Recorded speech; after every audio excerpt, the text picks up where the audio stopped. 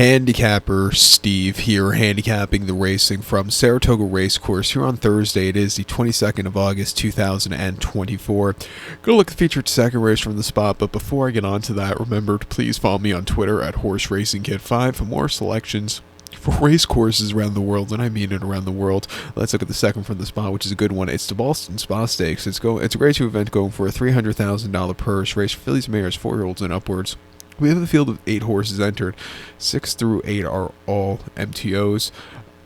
1 through 5 are for the turf course. Heading to the Mellon, the 1,700-meter journey, or mile 16th on the Mellon turf course. Rails are down at 0 feet.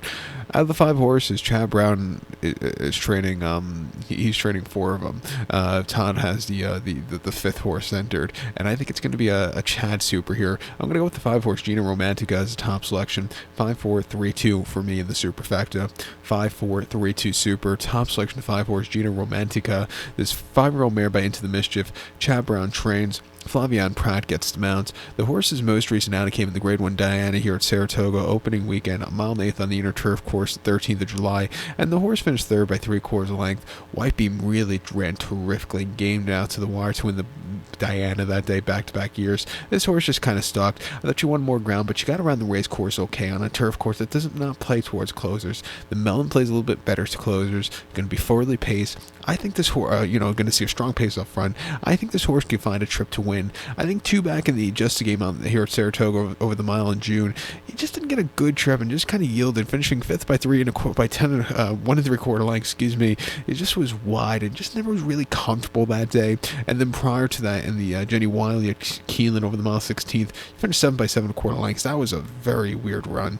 Tyler should have let her go. She wanted to go. Tyler had a strong hold on her, and she just didn't show up that day. Off the bench, she needed the race. But if you look at her fall campaign last year, she ran terrifically.